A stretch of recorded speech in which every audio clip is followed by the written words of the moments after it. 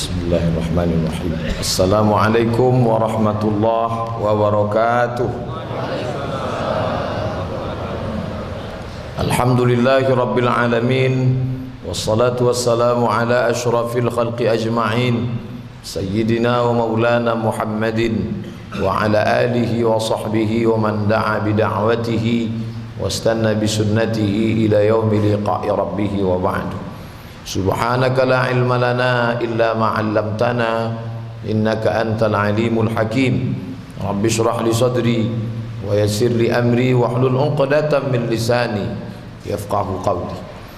Bapak-bapak, ibu-ibu, alim ulama, cerdik pandai, tokoh masyarakat, hadirin hadirat, adik-adik, mahasiswa, mahasiswi, yang besar tak dihimbau gelar, yang kecil tak dapat disebut nama, insyaallah kita semua hamba-hamba yang dimuliakan Allah Subhanahu wa taala. Amin ya rabbal alamin.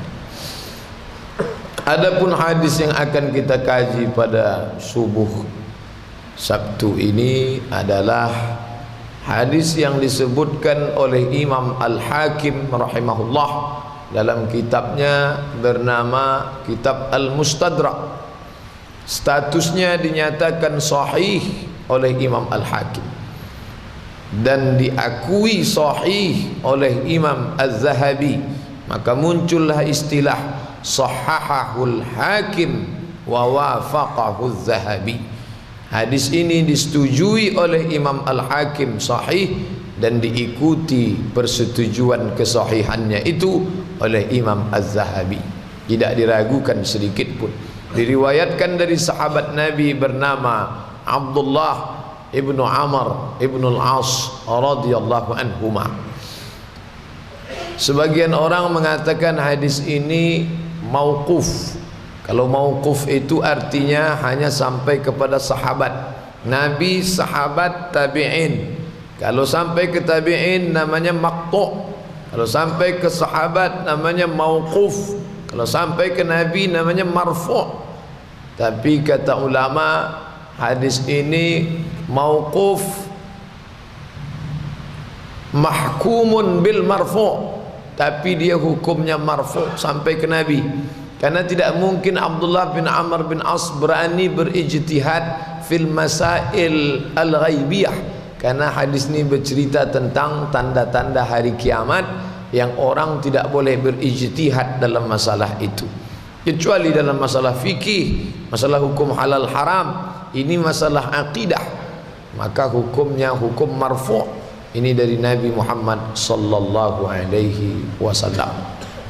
Min asyratis sa'ah, di antara tanda-tanda sa'ah. Sa'ah secara bahasa artinya sudah jadi bahasa Indonesia, saat, waktu. Tapi kalau disebut kata sa'ah itu maknanya hari kiamat.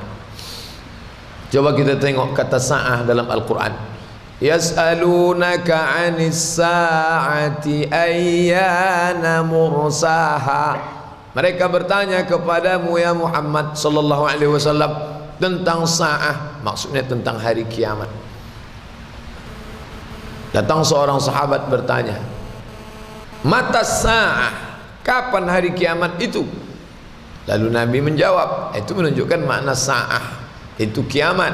Tapi tidak selamanya makna sa'ah itu kiamat huru hara, dunia hancur, kiamat besar. Bisa jadi juga maknanya adalah kehancuran. Misalnya ketika sahabat bertanya, mata sa'ah, kapan terjadi hari kiamat? Nabi justru menjawabnya, idza wussidal amru ila ghairi ahlihi fantaziris sa'ah. Kalau diberikan suatu perkara bukan pada ahlinya, tunggulah kiamat. Maksudnya tunggulah kiamatnya. Kalau diberikan jembatan itu kepada yang bukan ahlinya, tunggulah kiamat. Maksudnya jembatan itu kiamat. Yang lain tak kiamat, hancur. Kalau diberikan masjid itu bukan pada ahlinya, tunggulah kiamat. Masjid itu kiamat, hancur. Diberikan masjid pada orang yang tak berjiwa masjid, maka hancurlah dia. Kiamat kecil, kiamat berarti kehancuran. Jadi hadis ini bisa berarti tanda-tanda kiamat besar, memang dunia sudah mau kiamat, tapi juga bisa bermakna di daerah itu terjadi kiamat kecil, hancur lebur. Institusi itu terjadi kiamat kecil, rusak sistem yang sudah dibangun. Nah, inilah pengantar hadis ini. Min asyratis sa'ah, di antara tanda-tanda kehancuran. Dalam hadis ini ada 3 tandanya. Nabi tak ada menyebutkan 1, 2, 3, tak ada. Abdullah ibnu Amr ibnu al-As juga tak ada menyebut 1, 2, 3. Tapi kalau kita penggal hadis ini 1, 2, 3. Apa dia? Min asyratis sa'ah, di antara tanda-tanda kehancuran. Yang pertama, an turfa'al asyraru wa tuda'ul akhyaru. Itu tanda yang pertama. An turfa'al asyraru, orang jahat diangkat, wa tuda'ul akhyaru, orang baik dijatuhkan. Kira-kira sudah terjadi apa tidak ini tak usah kita jawab. Lah belum jawab, saya bilang saya jawab. An turfa'al asyrar, syarrun jahat, khairun baik. Orang jahat asyrar, orang baik akhyar. Nah, jadi kalau ada nama bapak akhyar, orang baik. Kalau asyrar Pak Ustaz, habis ini kita kenduri ganti nama. Asyrar jahat. Antur fa'al asyraru, diangkat orang jahat, wa tuda'ul akhyar, orang baik dijatuhkan. Ini sudah terjadi pada sebagian tempat. Pemabuk, pecandu narkoba, pezina, merata-rata telinga orang tahu cerita pelecehan seksualnya, disusunnya dinasti kekuasaan, tetap juga diangkat orang, dipilih orang. Bebuih mulut ustaz mengatakan, jangan pemimpin yang zalim berkuasa, akan turun laknat nanti. Semanalah Pak Ustaz, dia ngasih kami 300.000. Dulu ini tidak akan mungkin terjadi. Orang jahat tak mungkin naik ke atas, tapi dibantu oleh demokrasi. Suara terbanyak, suara Tuhan. Mana yang paling banyak, itulah Tuhan. Orang tak lagi menengok benar salah, orang tak lagi menengok hak batil. Mana paling banyak, itu yang benar. Jadi orang pun, kau kenapa jilbab pendek begini? Begini orang banyak, cemanalah Pak Ustaz. Jadi orang tidak lagi menghukumkan ini benar, ini salah menurut Quran Sunnah. Mana yang banyak dibuat orang, itulah yang benar. Kenapa? Suara terbanyak, suara Tuhan. Kebetulan yang ngajak solat 1 orang, hayya 'alas shalah. Yang ngajak main gaple 4. Yang 4 itulah Tuhan. Suara terbanyak, suara Tuhan. Bapak Ibu yang dimuliakan Allah Subhanahu wa taala, dalam setiap aspek ini terjadi sekarang. Aspek politik, orang jahat naik, orang baik jatuh. Yang paling bahayanya, di dalam dunia akademisi pun itu terjadi.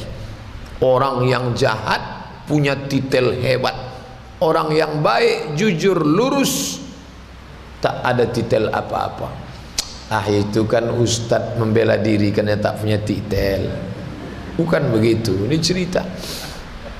Ambil sana, kopi sini, plagiat sana, plagiat sini, akhirnya dipanggil ke Diknas Pusat, menjadi profesor termuda, penulis karya ilmiah terbaik, terbanyak se-Indonesia. Orang pun menganga.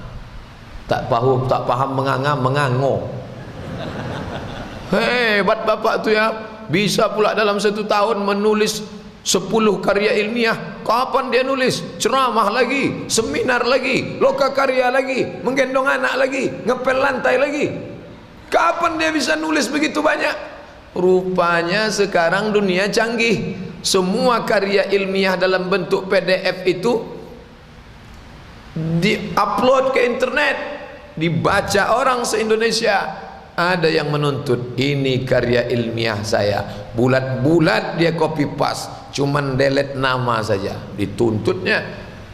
hilang titel besar. Dulu kartu nama hampir sepanjang amplop, sekarang pendek aja lagi. Dicopot dana tunjangan guru besar, dicopot nama baik, rekor muri Museum Rekor Indonesia ditarik. Orang pandai bersilat lidah, pandai berkelit, pandai menipu, pandai copy paste, pandai plagiat, itu yang sekarang naik ke atas. Turfa'al asrar, orang jahat naik, wa tuda'ul akhyar, orang baik-baik jatuh ke bawah. Bapak Ibu yang dimuliakan Allah Subhanahu wa taala, di aspek pendidikan ada, di aspek politik terjadi. Yang paling mengerikan, ini yang paling mengerikan, andai ini terjadi pada agama. Pada agama dia masuk juga. Tak jelas entah apa latar pendidikannya, tiba-tiba naik ke atas, dipanggil Maulana, guru besar kami. Apa basic pendidik? Tak tahu Pak Ustaz. Setahu saya teknik sipil dulu tuh, mesin aja pegangan dia. Sekarang tiba-tiba datang mengaku katanya Jibril datang menjumpai dia. Sejak itu dipegangnya orang sakit sehat, dipejamnya mata, nampaknya yang tidak-tidak. Orang pula percaya kepada mukjizat-mukjizat. Diludahinya air diminum orang sembuh. Ustaz Abdul Somad tak pula bisa begitu. Jadi itulah yang diangkat sebagai penasehat spiritual, sebagai orang yang diagungkan, yang cakapnya didengar. Orang tak tahu ini jin berkawan dengan setan. Bapak Ibu yang dimuliakan Allah Subhanahu wa taala, turfa'al asrar wa tuda'ul akhyar. Orang jahat naik ke atas, orang baik jatuh ke bawah. Makanya banyak sekali kita kadang Bapak Ibu yang berilmu kesal, kenapalah ini yang muncul di televisi ini, apalah yang disampaikannya. Orang tidak tengok benar salah, yang penting rating. Mana yang paling banyak penontonnya, itulah. Jadi ada beberapa jamaah kita, Pak Ustadz, mudah-mudahan Dr. Mustafa Umar, Dr. Mawardi Muhammad Saleh, Dr. Saidul Amin akan muncul menjadi ulama nasional yang masuk ke TV nasional.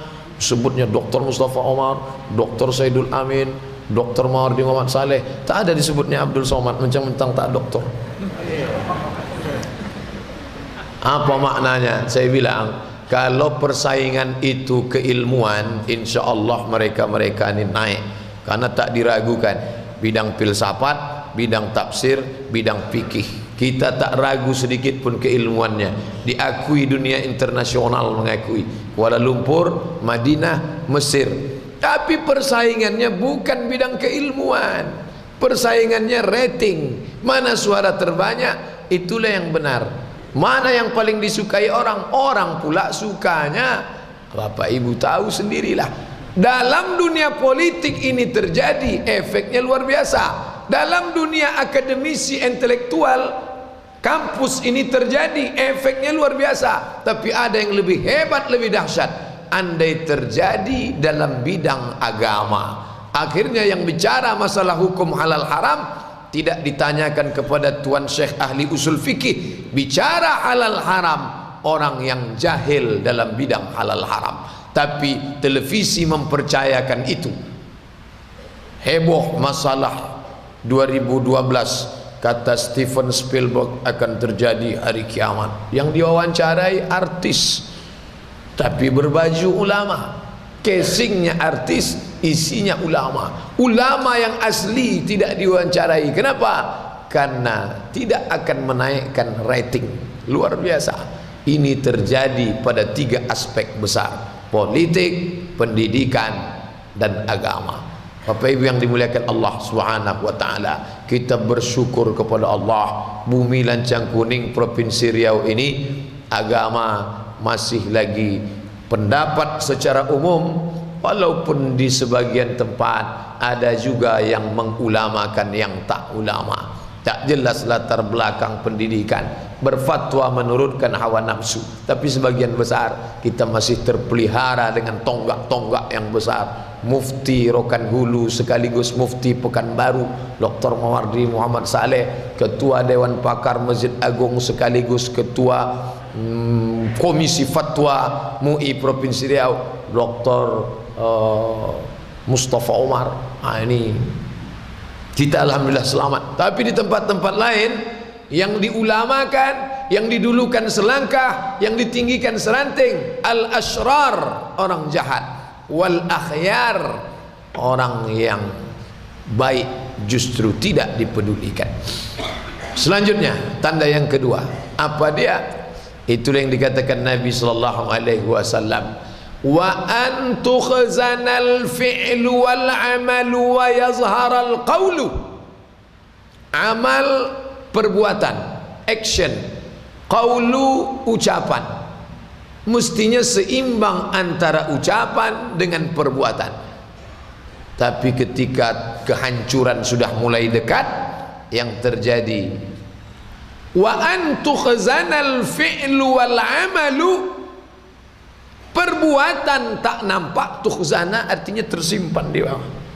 Wa an tukhzanal fi'lu wal amalu, perbuatan tak nampak, wa yazharal qawlu, yang muncul adalah ucapan. Saya waktu mau mengkaji hadis ini nampaknya menembak ke dalam ini, karena ustadz yang banyak bercakap. Jangan-jangan aku yang disindir hadis ini. Ada pekerjaan, profesi yang memang mesti bicara. Jadi tidak mesti selamanya. Ini artinya, oh kalau begitu arti tanda yang kedua nih, wa antu khazanal fi'lu wal amalu wa yazharal qawlu, no action, talking only. Nah, itu kalau bahasa orang sekarang, tak ada amal, bicara saja. Kalau gitu ustadz lah yang kena tuh, ustadz bicara saja. Ada memang orang yang mesti bicara. Ustadz tak boleh dilarang bicara. Kalau ustadz tak boleh bicara, tak ada pengajian. Apa pengajian kita pagi ini Pak Ustadz? Ustadz mesti bicara. Guru di lokal mesti bicara. Kalau ada guru tak bicara, itu makan gaji buta. Masuk ke lokal, kelompok satu silakan presentasi. Dia mohon buka iPad, disangka orang baca, rupanya main game online. Bagaimana kelompok satu sudah selesai? Udah Pak, maju kelompok dua. Sudah selesai? Sudah. Kita buka tanya jawab, diskusi. Karena waktu sudah habis, Bapak permisi dulu. Tugas-tugas tolong kalian perbaiki. Semua yang sudah siap kirim ke email Bapak ya. Makalah anak-anak itu dikumpul jadi satu, jadi guru besar. Inilah orang makan haram. Jadi ada memang profesi itu dia mesti bicara. Pengamat itu mesti bicara. Anggota legislatif memang dia wajib bicara, karena dia disebut dengan parlemen. Parlemen itu diambil dari bahasa Prancis, parler. Parler artinya bicara, bukan parler. Parler, parler bicara. Kebetulan kami kuliah dulu di Maroko, wajib mengambil bahasa Prancis 2 SKS. Mau tak mau, parler bicara. Saya tidak bisa bicara Prancis. Je ne parle pas français. Parler. Kenapa Ustadz ingat itu? Karena itu yang selalu paling sering saya sebut dulu. Kalau datang orang, comment ça va bien? Je ne parle pas français. Saya tak bisa. Jadi parler itu artinya bicara. Saya tak bisa bicara. Je ne parle pas. Saya tak bisa bicara. Prancis, français. Inggris, anglais. Arab, arabe. Karena dia bilang ara.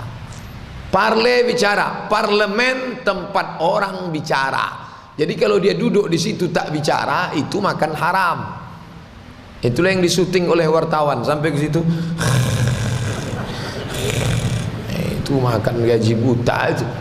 Parler mesti bicara. Ustadz memperbaiki umat nih mesti bicara. Tapi ada orang-orang yang tak boleh bicara. Ahli hukum itu dia bagaimana menerapkan kepastian hukum di Indonesia. Penguasa itu tak boleh terlalu banyak bicara. Yang penting actionnya, keputusannya. pergubnya, bagaimana berpihak kepada umat. Itu mesti. Yang sekarang ini terlalu banyak bicara, bahkan acara-acara itu isinya bicara ini, di komen ini, bukan menyelesaikan masalah, menimbulkan masalah baru. Di mana letak masalahnya? Disitulah masalahnya Pak Ustadz. Masalah tak selesai karena dialihkan ke masalah lain, dikomen oleh satu masalah oleh masalah lain. Disitulah masalahnya. Bapak Ibu yang dimuliakan Allah Subhanahu Wa Taala, diundang pakar ini untuk mengomentari ini, lalu muncul telepon dari ini, dikomen oleh ini, masuk ini. Padahal mereka sama-sama di Jakarta. Kalau mereka memang mau menyelesaikan masalah, duduk dia dalam satu ruangan tanpa ada konferensi pers, duduk selesai masalah. Tapi memang niatnya tidak mau menyelesaikan masalah, hanya mengalihkan masalah, pengalihan isu. Kata Nabi yang diriwayatkan oleh Abdullah ibnu Amr ibnu al-As, apa dia? Wa ayyukhzanal fi'lu wal amalu, perbuatan tak nampak, tak muncul. Yang paling real, paling dekat, paling nyata di tempat kita kemarin, yang kita hampir mati mengisap asap, tak ada action. Tonton di TV, komen, baca di radio, didengar, komen, tengok di majalah, komen, di internet, komen, ngomong, tak satu pun memadamkan. Sama macam mati lampu. Ini saya trauma nyebut mati lampu nih, kadang mati betul nanti dia. Mati lampu semua. Kenapa bisa mati? Kenapa mesin tak disiapkan? Mesinnya kenapa tak dikontrol? Kenapa bensin tak dibeli? Kenapa ini bisa begini? Kenapa ini begini? Coba tak usah, yang satu hidupkan lilin satu, kan selesai. Hidup lilin, suasana tenang, Ustadz bisa ceramah kembali. Tapi karena terlalu banyak, akhirnya apapun tak nampak. Kata Nabi SAW, ini akan terjadi. Kata Nabi, tunggulah kehancuran, tidak lagi nampak amal. Alhamdulillah, para ustaz, asatiz jamaknya, mereka memang berceramah, tapi juga mereka action. Dibawa kambing nun ke kepulauan Meranti, pakaian bekas bapak ibu diikat, dibawa ke pulau-pulau tertinggal sana. Ada pula bapak ibu yang kelebihan harta, dikumpulkannya dalam satu, lalu dibelikan kapal dakwah. Waduh, ustadz kita turun, saya pun dapat kiriman fotonya. Selama ini ustadz ini pakai jubah, sekarang naik trail pula. Artinya mereka tidak hanya bicara, tapi ada action. Jamaahnya juga begitu. Bukan ketika diceramahi, marilah kita berinfak sedekah, ngomong. Tapi terbukti beberapa Sabtu yang lalu, saudara kita, dia tak pandai ceramah, dia bukan LCMA, tapi hatinya lembut. Semua anak-anak yang dibuang oleh ibu kandungnya, mak kandung membuang anak, tak ada niat punya anak, maaf cakap, berzina, lahir anak, dibuang dalam kardus, dikutip oleh bapak tuan fulan yang tak mau disebut namanya. Ada anak lahir buta, tak bisa menengok, diambilnya. Ada anak lahir tak ada anus, orang tuanya pun tak suka, diambilnya. 150 anak dia kumpul. Bapak kerjanya apa? Koleksi anak-anak aneh. Ada yang mengkoleksi CB100, ada yang mengkoleksi sepeda ontel, ada yang mengkoleksi batu cincin. Dia enggak, yang dikoleksinya anak-anak yang dibuang emaknya, itu dia koleksi. Kolektor, profesi kolektor. Semua yang dicampakkan orang dikumpulnya, dikasihnya makan. Orang lain menyumbang ke sana. Bapak ibu pun kemarin ikut menyumbang. Salah satu jamaah kita lembut hatinya, ikhlas dia karena Allah. Berapa operasi ini? 40 juta. Nih 20 dari saya, supaya dia tidak lagi buang air besar dari pelur yang dibelah, supaya dia punya anus. Dioperasilah sebagiannya dari bapak ibu. Ini bukti kita tidak omong doang, NATO, no action, talking only. Tapi ada bentuk real, nyata. Tapi pengajian terus berlanjut. Besok ada lagi pengajian dengan ustadz sana, dengan ustadz sana. Tapi kalau terlalu banyak cakap, tak ada perbuatan, kata Nabi, min asratis sa'ah, di antara tanda-tanda hari kiamat. Dulu Umar bin Khattab keluar rumah memikul gandum di atas pundaknya, tak ada ngomong-ngomong. Dia keluar saja, dia dengar suara, dia ambil baitul mal gandum, dia pikul, dia antar. Sekarang enggak. Ngomong dulu, besok saya mau mikul gandum nih, tolong siapkan agak 3 truk wartawan ya. Nah, nanti pas saya mikul tuh foto, kira-kira pas muka saya sedang merasa berat. Nah, nanti komen kan di atas, betapa amanahnya. Nah, di bawah, coblos nomor 1. Bapak Ibu yang dimuliakan Allah Subhanahu wa taala, akhirnya komen. Orang tertipu dengan pencitraan. Orang tertipu dengan pencitraan, itu kan istilah baru itu. Citra nama baik. Baik nampak baik, ditengok balehonya, ganteng, muda, begitu jumpa lapuk. Siapa yang membuat baik, bagus, elok, tampak? Photoshop punya kerja. Putih. Saya pun kena juga. Semalam saya lewat di Jalan Duyung, saya tengok baleho tablik akbar. Siapalah ustaz yang ganteng itu? Saya rupanya. Putih juga rupanya ustaz ini kalau kena Photoshop. Bapak Ibu yang dimuliakan Allah Subhanahu wa taala.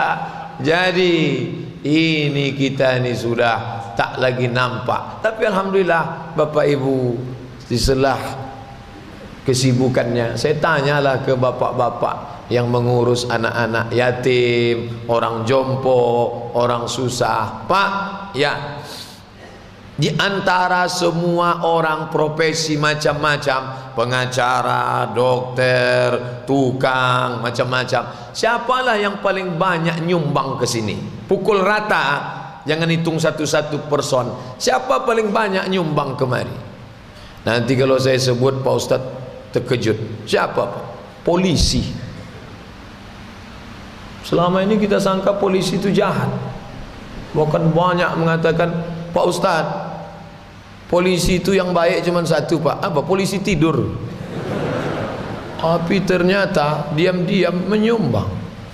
Dulu ada polisi solat subuhnya tak pernah di satu masjid, solat di sini. Besok subuh dia di masjid. Selama dia tugas di Pekanbaru ini, semua masjid-masjid di Pekanbaru itu pernah dia sujud. Jadi kalau kata ayat Quran, wa naktubu ma qaddamu wa asarahum, semua bekas-bekas akan menjadi saksi, maka semua bekas tempat sujud dia di musola-musola itu bersaksi di hadapan Allah, bekas-bekas tapak kaki dia. Tapi balik ke tanda yang pertama, orang baik tak terangkat, orang jahat terangkat. Polisi yang mengajak pasukannya solat zuhur, buatkan baliho di depan kantor. Kalau sudah masuk waktu solat, pekerjaan stop, ke masjid, dijatuhkan. Tentara dipasangnya di depan kantor Pangdam. Tidak zamannya lagi malam tahun baru mabuk-mabuk. Ayo zikir ke masjid. Di asrama kantor tentara itu yang saya copy kemarin jadi bahan malam tahun baru. Nih, tentara, polisi sudah balik ke jalan Allah Subhanahu wa taala. Mereka tidak LCMA, dia tidak basic agama, dia tidak orang dari Makkah Madinah, tapi agama dalam hatinya. Dia tak ngomong, langsung dengan kekuasaannya. Bapak Ibu yang dimuliakan Allah, lain perasaan kita menengok orang berseragam itu ketika dia beragama dengan Abdul Somad yang pakai koko beragama itu biasa. Ustaz Abdul Somad sholat ke masjid, Allahu Akbar, biasa. Justru luar biasa kalau dia tak ke masjid, itu baru luar biasa. Tapi kalau orang berseragam, pakai pistol, pakai seragam, sholat ke masjid, bapak-bapak yang bawa anak kecil tunjuknya, tengok tuh, polisi aja sholat, masa kau tak sholat? Tentara aja sholat, masa tak sholat? Tengok, ini kadang yang polisi, yang tentara sholat, malah Hansip tak sholat. Mohon maaf Bapak Hansip tersinggung. Bapak Ibu yang dimuliakan Allah Subhanahu wa taala, jadi maknanya beramallah. Sekarang kalau diajak bicara komputer, friend, menurut ente mana antivirus yang bagus? Aduh mohon maaf, aku kalau antivirus nih kurang paham. Aku mau beli laptop nih bingung. Asus, Toshiba, Acer, Sony, apa Panasonic. Aduh, aku masalah elektronik ini agak gaptek sedikit, tak paham. Tapi kalau sudah bicara agama, semua paham. Semua bicara agama. Menyampaikan agama boleh, tak masalah. Menyampaikan agama tak masalah. Tapi ketika sudah bicara fatwa halal haram, ini lain. Makanya dibedakan antara waiz dengan alim. Waiz itu hanya menyampaikan agama, menyampaikan kultum, itu bebas. Mana tahu bapak ibu di kantor dibuatkan jadwal kultum. Besok bapak, besok begitu diminta, besok ibu kultum ya. Saya tak paham agama, jangan minta saya kultum. Kultum boleh. Justru bapak-bapak direktur pimpinan itu kalau menyampaikan kultum itu beda gairahnya. Assalamualaikum warahmatullahi wabarakatuh. Pada zuhur ini saya diberikan amanah menyampaikan kultum 7 menit. Mari kita sholat. Dengan sholat ini kita menjadi tenang. Itu beda kalau pimpinan yang ngomong. Kata Abdurrahman Ibnu Khaldun, ar-ra'iyah ala dini mulukihim. Ar-ra'iyah, rakyat, orang bawahan itu mengikut atasannya. Kalau atasannya soleh, sampai ke bawah insya Allah ngikut. Kalau atasannya baik, sampai ke bawah insya Allah baik. Dulu orang di Jakarta itu kalau pengajian, kata sambutan itu tetap sama seperti kita di sini. Assalamualaikum warahmatullahi wabarakatuh. Paling-paling ditambah salam sejahtera buat kita semua. Paling sampai ke situ. Tapi sekarang dari mulai atas sampai bawah, sampai RT RW pun latah. Assalamualaikum, shalom. Sejak kapan kata shalom ini populer? Sejak kepala induk ongkang itu. Shalom, shalom. Shalom bahasa Israel. Kan maknanya yang penting Pak Ustadz. Shalom dengan salam kan sama. Ya ayyuhalladzina amanu, hai orang-orang beriman, la taqulu ra'ina. Tidak boleh memakai istilah orang lain yang istilah itu menimbulkan makna fungsi ganda. Hati-hati. Ini kadang orang Islam enak saja dia. Assalamualaikum, shalom, hom, santi-santi hom. Oh, ini simbol agama, Mas.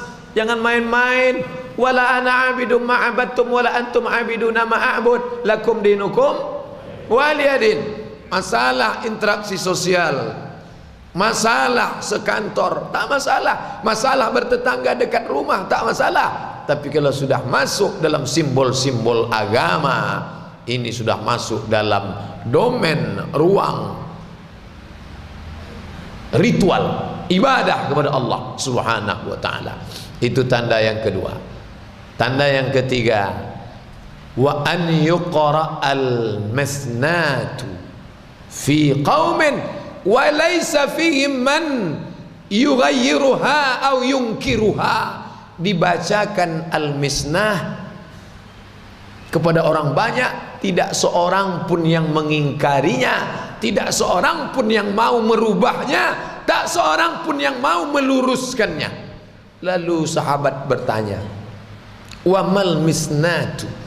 Dibacakan al-misnah di depan orang banyak, tapi orang diam, orang tak ada yang komplain, orang tidak ada yang menolak, semuanya diam. Dan diam itu tanda setuju. Sahabat bertanya, wa mal misnatu? Apa yang kau maksud membacakan al-misnah? Apa itu misnah? Ma uktutibat, sesuatu yang ditulis bukan dari kitab Allah Subhanahu wa taala.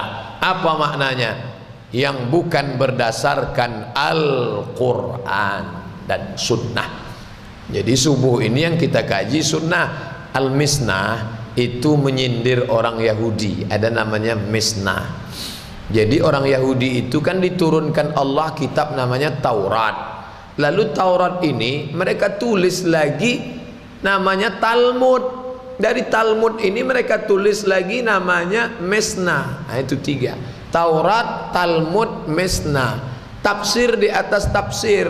Tapi sudah hilang makna aslinya. Yang ada di situ akal dan bukan pula akal, akal-akalan. mengakal-akali firman Tuhan, merusak wahyu Allah. Mereka lebih mengedepankan mesna daripada Taurat. Taurat campakkan, Talmud mesna. Maka kata Nabi menyindir, kalian pun akan ikut juga langkah-langkah orang Yahudi dan Nasrani. La tattabi'unna sunanal latina min qablikum, kalian akan ikut tradisi umat-umat sebelum kamu. Shibran bi shibrin, sejengkal demi sejengkal, zira'an bi zira'in, sehasta demi sehasta. Awalnya kalian ikut sejengkal, lama-lama kalian ikut sehasta. Hatta lau dakhalu juhra dabbin, andai mereka masuk dalam lubang biawak, la dakhaltumuhu, kalian pun akan masuk juga ke dalam lubang biawak. Dulu orang takut lubang biawak, takut kena gigit, kecil tak mungkin, tapi kena udah ikut tradisi. Andai mereka masuk ke dalam lubang biawak sekalipun, la dakhaltumuhu, kalian masuk juga ke dalam. Dulu perempuan itu waktu akad nikah itu tak ada keluar. Perempuan itu di dalam kamar. Yang akad itu laki-laki sama perempuan. Aku nikahkan engkau dengan anak gadisku dengan mahar sebentuk cincin emas tunai. Sah. Kalau mau menanya persetujuan si perempuan, suruh keluarga ke dalam. Mau kau dinikahkan sama anak laki-laki ini, nak? Diam dia. Kalau diam, kata Nabi, as-sukutu alamatur ridha. Diam tanda setuju. Asal diam dia, setuju lah itu. Anak gadis zaman dulu. Zaman sekarang ada iklannya di radio. Kalau dia datang meminang, gua jawab iya banget atau iya aja ya. Bapak Ibu yang dimuliakan Allah Subhanahu wa taala, langkah-langkah ini kalian ikuti. Mulailah perempuan keluar, mulailah perempuan nampak. Dulu orang berani bergambar setelah ikat nikah. Kalau tidak pantang, malu. Sekarang entah pose-pose apa nama, pose hantu belau muncul semua. Kalau tak ada itu malah orang heran. Balik dari situ, kok nggak ada fotonya ya? Orang yang tak membuat itu dianggap aneh. Kalau ada orang tua yang tidak mengizinkan anaknya memajang itu, orang tua aneh, jadul, tak layak hidup 2016. Mestinya sudah mati 86 tahun yang lalu. Kalau ada anak lajang yang tidak membuat tradisi itu, anak lajang yang aneh, ketinggalan zaman. Tapi yang paling mengerikan ini yang ketiga ini, yang dibacakan, yang menjadi pedoman hidup tidak lagi Al-Quran. Memang dia baca Quran, tapi Quran itu dibaca bukan dijadikan sebagai petunjuk hidup. Quran itu diturunkan Allah, syahrul Ramadan allazi unzila fihil Quran hudan, sebagai petunjuk. Dzalikal kitabu la raiba fihi hudan. Quran petunjuk. Sekarang Quran sebagai apa? Quran sebagai akad nikah. Aku nikahkan engkau dengan anakku dengan mahar sebentuk seperangkat alat solat dan kitab suci Al-Quran tak pernah dibaca sampai mati tunai. Bapak Ibu yang dimuliakan Allah Subhanahu wa taala, Quran diturunkan Allah bukan sebagai pajangan ruang tamu. Quran diturunkan Allah bukan sebagai penghias dinding. Quran diturunkan Allah bukan sekedar dilantunkan dengan suara yang memukau indah, membuat pendengar berdecak kagum. Allah, Masya Allah. Quran bukan diturunkan Allah untuk dikirim kepada orang mati. Quran diturunkan Allah bukan untuk menjadi pemoles acara. Quran diturunkan Allah bukan sebagai pengusir hantu jembalang tanah. Quran diturunkan untuk hidayah. Oh, jadi kalau begitu tak boleh kami tulis di dinding masjid untuk kaligrafi? Boleh. Boleh. Ketika kaligrafi di dinding Masjidil Nabawi itu mau dicopot karena dianggap tidak ada zaman Nabi, datanglah Syekh Mutawalli Asy-Sya'rawi. Kalian mau mencopot ini? Iya. Coba kita tengok kaligrafi ini bagus-bagus. Apa yang terkesan di kepala kalian waktu melihat kaligrafi ini? Bagus Syekh, Waktu kami tengok, subhanallah, masya Allah, tangannya bentuknya sama, tapi kenapa tangan ini ketika dioleskannya cantik, yang satu lagi sama bentuknya tapi nengoknya tak nyaman? Kenapa bentuk lehernya sama, tapi yang salah satu imam kita tadi qari, keluar suara yang indah, bismillahirrahmanirrahim, begitu keluar dari leher yang ini lain bunyinya, 11-12 macam kambing ditarik. Kenapa bisa begitu? Disitulah letak karunia Allah. Ada yang dapat harta, ada yang dapat kuasa, ada yang dapat suara, ada yang dapat ilmu, ada yang dapat harta, ada yang dapat macam-macam dapat. Maka ketika melihat itu, masya Allah, indahnya suara, masya Allah. Tapi jangan sampai di dinding saja, jangan sampai dibayati sobasi kanahawan jaharka saja, jangan hanya sampai pada tulisan karya ilmiah jurnal saja, tapi dia real dalam kehidupan nyata. Sekarang kita senang anak-anak yang tidak bisa baca Quran tidak boleh lagi masuk SMP. Sudah dikeluarkan perda di beberapa kabupaten kota.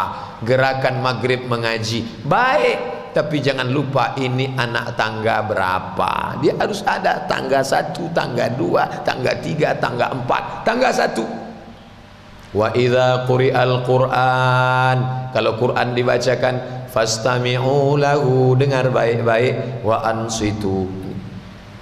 Itu anak tangga paling bawah tuh dengar.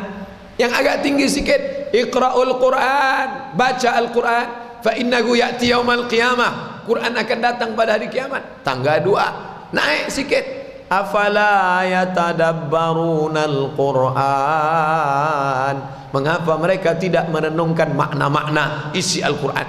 Dengar, baca, paham. Tinggi sikit, amalkan isinya. Jadi apapun kita bersumber dari Al-Quran. Kata Nabi SAW, nanti hadis marfu' ini, kata Abdullah ibnu Amr ibnu al-As, akan datang masanya wa ayyuqara'a fihim al-misna, dibacakan al-misna, tapi semuanya mengangguk setuju. Quran tak lagi dijadikan sebagai sumber kehidupan. Rumah tangga tidak lagi berdasarkan Quran. Sampai pada cara makan, cara minum, cara nikah, cara pinjam meminjam, cara utang piutang, cara bertetangga, cara berkeluarga, tidak lagi mengikut Al-Quran. Nama-nama Islam tinggal di bumi lancang kuning negeri Melayu, identik dengan Islam, kaum muslimin mayoritas, tapi tidak memakai Al-Quran.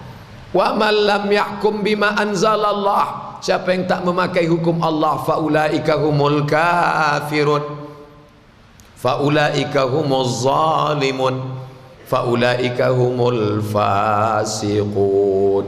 Pak Ustaz, apakah kita yang sudah mengaji datang solat subuh ini kafir, zalim, fasik?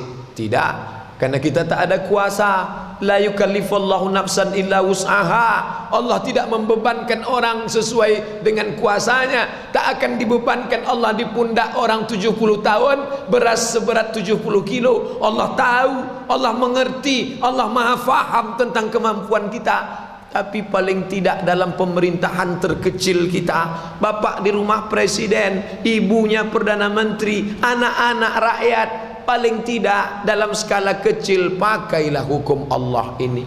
Cara berpakaiannya, jilbab panjang menutup auratnya, siapa kapten, siapa pasukannya jelas, mana pemutus keputusannya berdasarkan dari Quran dan Sunnah. Saya memang tidak tinggal di negeri yang menerapkan hukum Allah secara total 100%, Pak Ustadz. Pak Ustadz, saya memang tidak tinggal di tempat yang memakai hukum Allah, karena saya tidak tinggal pada zaman Abu Bakar, Umar, Utsman, Ali. Tapi saya menerapkan itu sesuai kemampuan saya. Kalau saya masuk lokal, kata si bapak mengadu kepada Pak Ustadz, alhamdulillah, memang dia bukan dosen agama, dosen umum, mengajar bukan pelajaran agama, pelajaran psikologi. Tapi begitu dia masuk ke lokal, nampaknya laki-laki perempuan campur aduk, kursi tak tentu arah. Adik-adik sekalian, Ini bukan lagi anak SD, kita bukan TK. Tolong rapikan, bagi dua. Ini kursi laki-laki, ini kursi perempuan. Atau dibagi tidak menyamping tapi ke depan ke belakang, ke depan ke belakang. Tolong yang laki-laki maju ke depan, yang perempuan di belakang. Atau laki-laki sebelah kanan, perempuan sebelah kiri. Urusan apa saya dengan mereka? Mau campur aduk, mau duduk, terserah dia. Mereka kan sudah dewasa. Itu kata orang sekuler, liberal. Tapi si bapak yang peduli pada ajaran Islam, dia tahu ini ikhtilat, campur aduk laki-laki perempuan, merusak, tak sesuai ajaran Islam. Kalau di Al-Azhar Mesir, jauh jarak kampus laki-laki perempuan, paling tidak di tempat saya mengajar, tak pun dia berjarak lokal, paling tidak berjarak tempat. Ada alhamdulillah sahabat-sahabat yang dari kalangan pendidik berjiwa Islam. Yang lebih mengerikan lagi, menyuarakan ajaran Islam, menyampaikan ayat-ayat Quran, tapi dengan tafsir interpretasi orang kafir, sekuler, misionaris, orientalis. Oriental timur, orientalis orang barat yang belajar timur, belajar Islam, ditekuninya Islam dengan cara pikir orang kafir. Nauzubillah. Bapak Ibu yang dimuliakan Allah Subhanahu wa taala, apa yang dikhawatirkan Nabi tiga-tiga ini terjadi. Orang jahat naik, orang baik jatuh, terjadi. Cakap banyak, amal tak ada, terjadi. Lebih banyak memakai pendapat-pendapat manusia daripada hukum Allah, terjadi. Lalu sikap kita bagaimana? Masalahnya sudah jelas. Saya tak ingin kita ngaji pulang bawa masalah. Saya ini banyak masalah Pak Ustaz. Saya mau mengaji meringankan masalah. Balik dari Al-Falah malah bertambah masalah saya Pak Ustaz. Sikap kita bagaimana? Maka kita membuat orang lain memahamkan orang lain, membuat orang mengerti. Tausiah subuh ini Bapak Ibu yang hadir paham, mengerti. Kalau sudah mengerti, merubah keadaan yang sanggup kita robah. Jangan pula kita mau merubah semuanya. Abdul Somad mau merubah Pekanbaru, mana bisa? Penduduk Pekanbaru 1.100.000. Kita yang tak berdaya nih, modal air liur, lidah sama suara, mana bisa? Bekerja sama, tim. Nabi Muhammad aja sendiri, kalau Allah mau bisa. Innama amruhu iza arada syai'an ayyakula lahu kun fayakun. Tapi Allah tidak mengajarkan itu pada Nabi Muhammad sallallahu alaihi wasallam. Muhammadur Rasulullah. Nabi Muhammad sallallahu alaihi wasallam, walladzina ma'ahu asyidda'u 'alal kuffar. Ada sahabat-sahabat yang bersama dia itu tegas kepada orang kafir, ruhama'u bainahum. Mereka itu saling berkasih sayang. Abu Bakar, Umar, Utsman, Ali, Talha, Zubair, Aisyah, Abdurrahman ibnu Auf, Sa'ad ibnu Rabi'. Ini semua adalah tim. Jadi kalau ada orang sekarang tak pakai tim, main jalan sendiri saja, one man show, ini bukan ajaran Islam. Maka tim yang sudah baik, solid ini menyadarkan kita kalau terjadi macam yang diprediksi Nabi ini, kita paham, kita mengerti. Tapi kita tidak sebatas itu saja, ada perubahan. Karena dalam hadis ini ada ancaman. Apa kata dia? Ketika dibacakan kitab yang bukan dari Quran itu, walaisa fihim man yughayyiruha wa yunkiruha. Tidak seorang pun dari mereka yang mau mengingkarinya. Tak ada yang mengingkari, semuanya diam, dan diam tanda setuju. Ada kata-kata hikmah seorang ahli hikmah. Apa kata dia? Aku tidak khawatir orang jahat buat jahat. Aku tak pernah khawatir orang jahat buat jahat. Aku tak khawatir. Yang ku khawatirkan orang baik diam terhadap kejahatan. Itu jauh lebih mengerikan. Pezina berzina biasa, pemabuk minum kamput biasa. Yang paling mengerikan orang baik diam melihat kebatilan. Ini yang terjadi sekarang. Pecandu narkoba dengan narkobanya, pezina dengan zinanya, pencuri dengan pencuri barang-barang yang dia curi. Orang baik tak melakukan apa-apa. ketika ditanya, yang penting bukan saya, yang penting bukan anak saya, masalah orang lain itu urusan dia, kita tidak perlu intervensi orang lain. Oh, ini bukan ajaran Islam, ini pola pikir barat yang menyusup dalam Islam.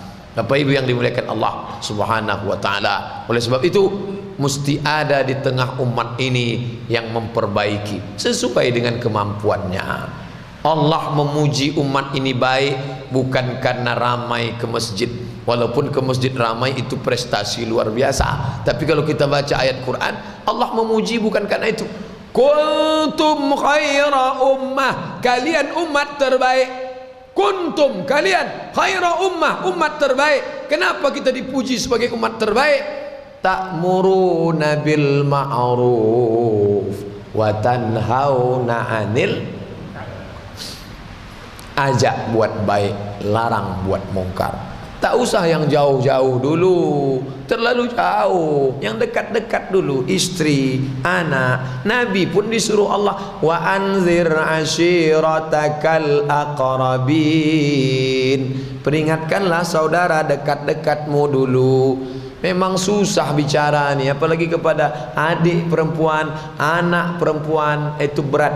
Jadi lama saya memikir, kalau ke orang lain kan enak kita berceramah, tapi kalau kepada adik perempuan, anak perempuan, mungkin gara-gara itulah Allah tahu Abdul Somad ni payah nanti bercakap sama adiknya perempuan.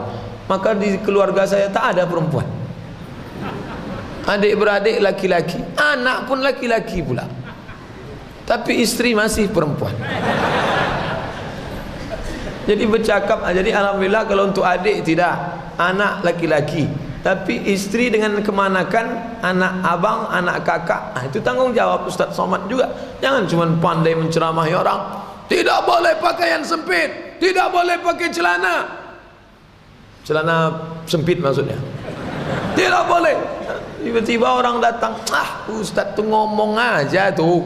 Makanya banyak penceramah tuh tak mau dia ceramah dekat rumah dia, dia ceramah jauh-jauh. Karena kalau dekat rumah dia tengok orang, usah dengar cakap dia itu, tengok orang. Jadi saya takut juga kena fitnah begitu. Ustaz tu ceramah jauh-jauh ke Pasir Pengarayan, ke Perawang, ke Dumai, dekat rumah mana berani dia. Makanya ada pengajian dekat rumah, subuh, Senin, Selasa, Rabu, Kamis, kaji dekat rumah, supaya jangan dibilang orang, Ustaz mana itu, Ustaz terbang hinggap, lebih lama terbang daripada hinggap. Alhamdulillah. Bapak Ibu yang dimuliakan Allah Subhanahu wa taala, itulah kaji kita subuh ini. Tanda kiamat itu cuma 3 nih Pak Ustaz. Dah banyak. Hadisnya terpisah-pisah. Nanti kalau ada ustaz menyusun 70 tanda kiamat, itu bukan satu hadis, dikumpulnya, disusunnya jadi satu.